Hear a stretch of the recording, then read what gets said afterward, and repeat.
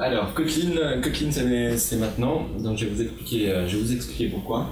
Et je vais d'abord, très rapidement, un petit slide de présentation sur ce que c'est que Kotlin. Donc c'est un nouveau langage de programmation, il y a une certaine effervescence aujourd'hui dans le langage de programmation. C'en est un nouveau, il date à peu près de la même période que Ceylon, Dart, 2010-2011. Le gros avantage que je vois moi à ce langage, c'est un typage statique. Donc le compilateur va faire toutes les vérifications et va vous assurer que votre code il tourne et vous n'allez pas avoir de surprise au runtime. Ce qui cible, c'est la machine virtuelle et le navigateur. C'est vrai que c'est un peu à la mode en ce moment de générer du JavaScript. Donc comme c'est long, comme Scala s'y met maintenant, mais eux ils ont commencé dès le début, ils génèrent du JavaScript. C'est open source, donc il y a réellement des contributions de la communauté. Il y a des gens qui ont fait, le créateur de Groovy, c'est un committeur sur Kotlin. Il y a des gens assez, on va dire, doués qui ont contribué un peu à Kotlin. Il y a un objectif intéressant, c'est une interopérabilité Java complète. C'est-à-dire que les generics, les surcharges, les tableaux, les types primitifs, tout ça est transparent. Le passage d'un langage à l'autre se fait de manière complètement transparente. Autre objectif, une compilation et une exécution aussi performante que Java. Donc on va voir à quoi ça ressemble. Est-ce qu'il y en a déjà parmi vous qui ont déjà vu à quoi ça ressemblait Kotlin? Donc un petit Hello World. Donc il est assez simple. L'objectif de Kotlin, c'est d'alléger énormément le code, d'avoir une syntaxe très lisible, très courte, très ramassée. Tout ce qui n'est pas nécessaire, on l'enlève. On enlève les points-virgules. En 2013, on est capable de faire des parseurs qui n'ont pas besoin de points-virgules pour savoir qu'on est à la fin de notre expression. Quand on n'a pas besoin de définir le type, on ne le définit pas. Ça, c'est la déclaration d'une méthode, donc fun, d'une fonction plutôt, parce qu'il y a beaucoup d'inspiration des langages fonctionnels. On est comme dans d'autres langages, comme Scala et d'autres, on est inversé par rapport aux déclarations de type. On donne d'abord le nom de notre variable et ensuite son type, comme en ActionScript, Scala et autres. Et donc là, c'est le code le plus simple pour faire un Hello World. Et vous remarquerez qu'on n'est pas dans une classe. On n'a pas eu besoin de définir une classe. Tout n'est pas forcément classe. On peut avoir des fonctions toutes seules. Ce serait l'équivalent d'une méthode statique, à part qu'on n'a même pas de classe pour tenir cette méthode statique. Une classe, à quoi ça peut ressembler une classe? Alors là, c'est une classe assez simple qui définit juste une méthode. Le mot-clé classe pour dire que c'est une classe. Et puis là, on fait une opération assez... alors, on a val et var. Donc là, c'est pareil qu'en Scala. Val, c'est pour dire que c'est un type qui est immuable. La programmation fonctionnelle essaye de pousser, de mettre en avant vraiment le côté immutabilité des variables. Si ça avait été une variable, ça aurait été var. Et là, en une opération, on fait deux choses. C'est-à-dire qu'on définit que cette classe user, elle a deux propriétés et en fait, on définit son constructeur en même temps. Donc là, j'aurais très bien pu ne pas mettre ça et déclarer ici valName égale name, valAge égale age, mais en une seule opération, je définis le constructeur et mes propriétés. Ici, une méthode fullName. Je peux me passer du type de retour parce qu'il y a un moteur d'inférence qui est assez performant. Il arrive à analyser, il sait que c'est une string. Donc le bytecode derrière, qu'on a là derrière, la signature, c'est fullName avec un return type de type string.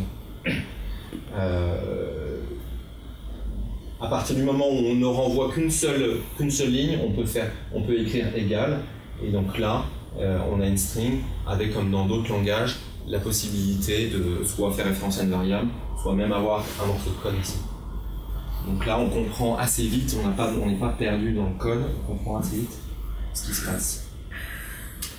Alors les traits Le trait, c'est une notion qui est assez intéressante. C'est des interfaces, mais un peu boostées. C'est-à-dire que si on prend que la première ligne, celle-là, ce serait juste la définition d'une interface. Mais c'est une interface qui peut contenir du code d'implémentation. Et donc là, mon interface, elle fait appel, mon code d'implémentation fait appel à une autre méthode de l'interface. Ça permet de pouvoir utiliser un peu des mécanismes d'héritage multiple. Comme en Java, on a un seul héritage, par contre, je peux avoir plusieurs traits. Et mon trait, ça va me permettre de rajouter à moindre coût en fait, des fonctionnalités sur des classes existantes. Là, typiquement, je définis myList qui étant URLList et qui étant aussi le trait stuffContainer. Et donc, je fais myList, je fais add un élément. Le isEmpty existe dans l'URLList.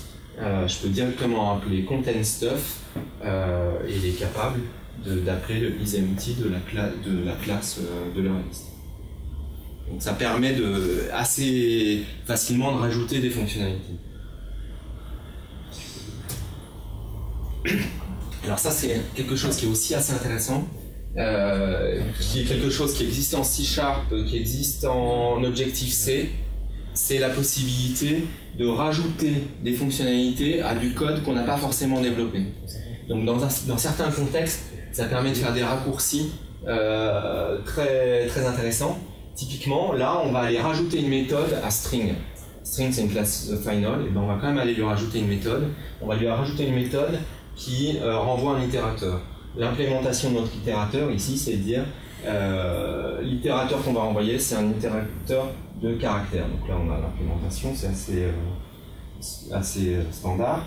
Mais derrière, ça permet d'écrire des choses comme ça. On a besoin d'itérer, dans notre contexte particulier, d'itérer sur des strings. C'était pas prévu au départ, on le rajoute. Le fait, dans notre code, d'avoir l'import sur cette fonction, nous rend cette fonction disponible dans notre code.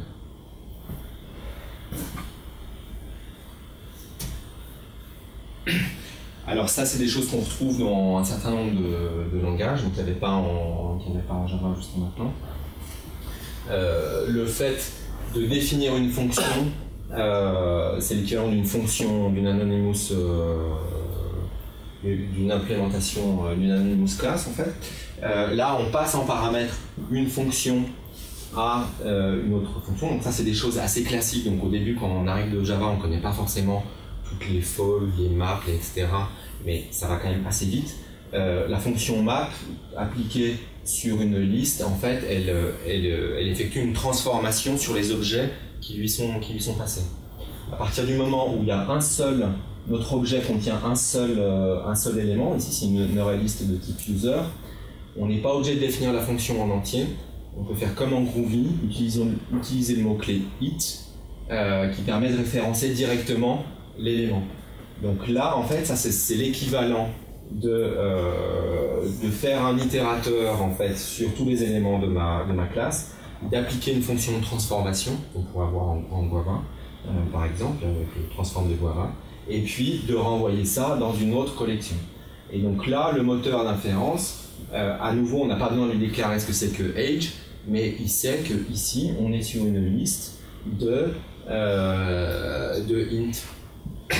Et on peut directement appeler, on a la fonction min qui est définie par défaut sur les listes, et très rapidement, finalement, on parcourt notre liste pour récupérer la liste des âges et appeler min pour récupérer l'élément le plus petit.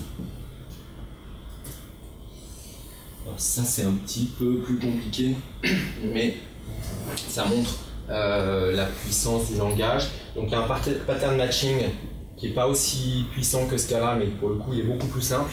Ça c'est vraiment une volonté des créateurs du langage de dire on n'est pas du tout parti dans le délire de Scala. Le but du jeu c'est que le langage soit quand même facile à apprendre. Et donc là, c'est juste une écriture qui permet de très rapidement traiter les éléments sans faire des castes. Là, le pattern matching, comme en ce cas-là, on dit when, on passe un élément en paramètre. Et puis là, on peut faire un ensemble de tests. On peut faire des tests d'égalité, mais on peut par exemple faire des tests de type. Et donc là, je fais un test de type. Je dis, bah, si c'est un type number, à ce moment-là, exécute ça. Donc là, comme j'ai dit égal, ça veut dire que je vais retourner ça. Et en fait, de manière très, très compacte, sans faire de cast, en enlevant tout ce qui est un petit peu en trop, le compilateur il est capable de dire si j'ai testé isNumber, quand je suis là, j'ai un number.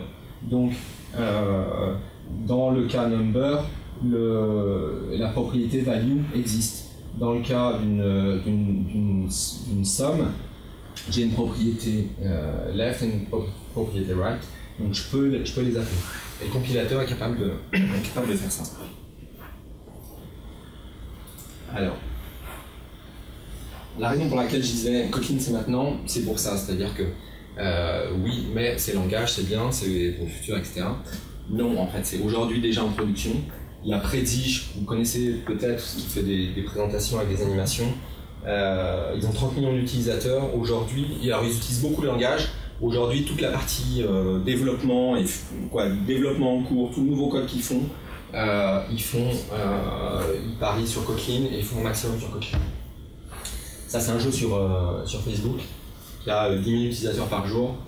Pareil, la partie serveur, depuis plus d'1 an, ils utilisent Kotlin.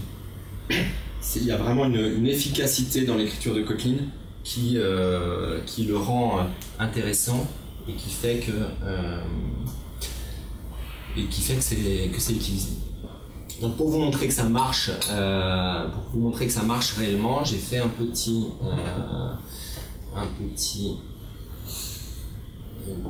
démo.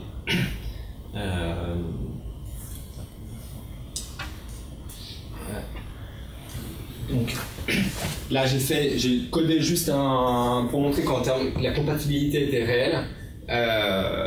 J'ai codé un back-end REST en fait en s'appuyant sur du Spring MVC, alors j'ai deux implémentations, une implémentation JPA et une juste en mémoire. Et en fait j'ai pas un seul fichier en Java.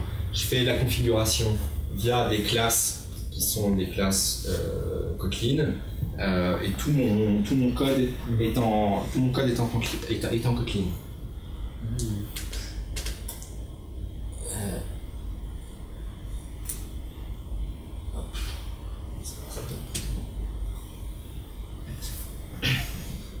Et donc là, si on peut regarder un peu, ici c'est la configuration, on va dire, de base. Donc là, j'ai juste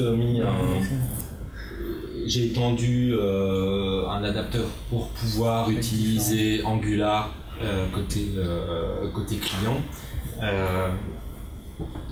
Après, ce que j'ai comme autre classe, alors ça c'est l'implémentation. Ça c'est l'implémentation JPA.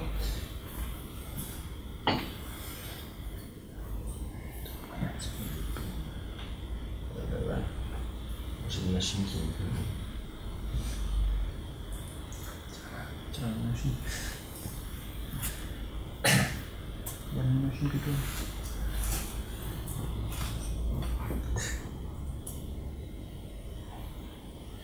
Là, on peut voir, par exemple, l'implémentation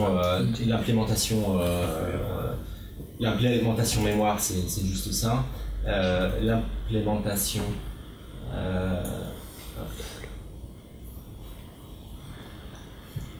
ok. Et ça, le code qui est derrière ça, c'est juste, c'est assez simple. Ça c'est un contrôleur classique Spring MVC. Je peux utiliser des annotations. Là j'utilise en paramètre, je dis que j'ai un paramètre, et ce que je retourne, c'est directement, ça va être transformé en JSON, et la définition de la définition de mon DAO finalement, de mon DTO pardon, c'est human et voilà, c'est juste ça. Alors après, c'est une implémentation qui est à la fois que j'ai utilisée pour faire le mapping de mon entité. J'ai un peu plus d'annotation, mais finalement de manière très très légère avec du code très compact, sans utiliser de Java, on arrive à avoir quelque chose qui tourne, quelques lignes de code. Et voilà. Je sais pas si vous avez des questions. Ça ressemble un peu au Java. Question. Tu peux revenir sur le slide des traits? Alors.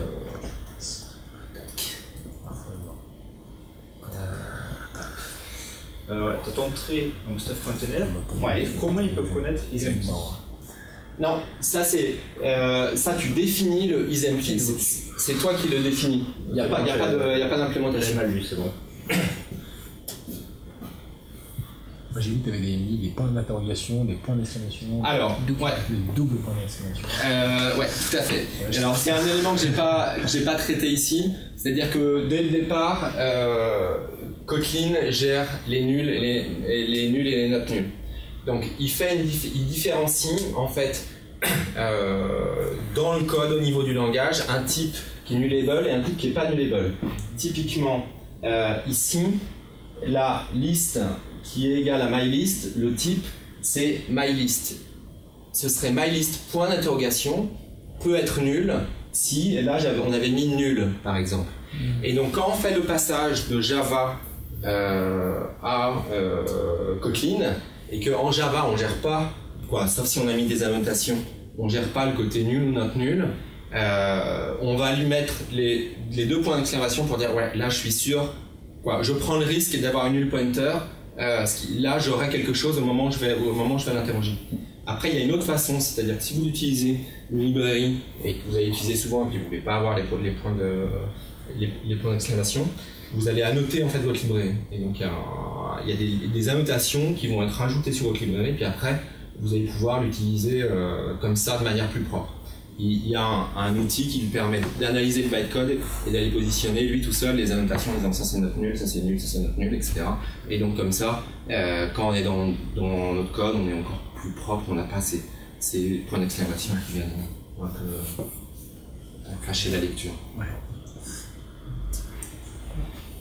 D'autres questions? Du coup, c'est intégré avec tous les vidéos de JetBrains ou seulement Alors, c'est dans de mémoire, c'est dans le community, la version community d'IntelliJ IDEA, donc la version gratuite. Et ça cible quand même la JVM, quoi. Donc c'est vrai que WebStorm ou des trucs comme ça, ça a moins de sens.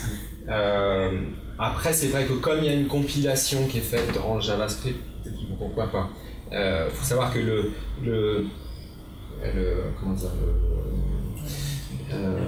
quand on est en mode live edit sous ID, en fait, il y a une extension Chrome qui gère le fait de mettre à jour. Elle a été développée en Kotlin. C'est du Kotlin compilé en JavaScript qui constitue l'extension de live edit.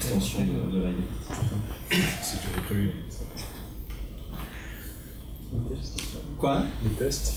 Et ben les tests, après on est en Java, donc en fait on est très très standard, quoi. C'est-à-dire que tu mets une annotation, tu écris ton test en JUnit, en test NG, peu importe, tu mets ton annotation test, quand il va lancer ton truc, il va le scanner, il va le voir comme ça. Après, j'ai vu par exemple sur des utilisations de Mockito, où là, comme Mockito, il fait un peu de magie au moment où il va traiter ton code. Il y a des fois ils sont pas tout à fait d'accord. Et au pire, là, tu peux écrire ton test en Java, quoi, par exemple. Si tu veux commencer à stubber, etc., tu peux écrire un test en Java qui appelle du Kotlin. Là, le projet, donc je l'ai mis sur GitHub. Le point d'entrée, c'est un POM qui va faire la compilation du Java et du Kotlin. Autre question? On a une autre ou je pose la mienne? Vas-y. Moi, c'est un truc tout le monde va rigoler. T'as dit qu'ils étaient assez intelligents pour pas mettre de point virgule, mais pourquoi ils auraient des accolades? On parle de parser. Tu sais s'il y a une raison particulière Non, ils ont franchement enlevé au maximum. C'est-à-dire qu'il y a des fois, par exemple, là, typiquement, tu vois, ça, normalement, Celle-là, je suis d'accord. là, c'est map entre parenthèses d'une fonction. La fonction, tu pourrais l'écrire it flèche donne ça, ou tu pourrais même écrire it 2 points int donne ça. Bon, ben voilà, tout ce qu'ils ont réussi à enlever, ils l'ont enlevé. Donc là, ils ont enlevé les parenthèses, ils ont enlevé la définition, etc. Il y a un moment, il faut. Ouais, je pense que comme. Non, mais c'est bon, mais sur une classe, par exemple. Sur une classe. Alors non, bah, typiquement, moi souvent, j'écris des classes. Tu vois, là par exemple. Si tu veux vraiment juste faire du JSON, générer ton JSON avec un truc propre, sans implémentation, sans rien, tu mets class user val name string, tu enlèves les accolades, tu enlèves tout ça, et tu as une classe dans laquelle tu vas l'appeler juste par son constructeur, et il va générer le bytecode avec un getter, un setter, etc. Alors que tu n'auras pas mis d'accolade. Par contre, dès que tu veux rajouter une fonction particulière, voilà, il y a un moment, il faut que tu définisses le bloc. Qui c'est. Voilà.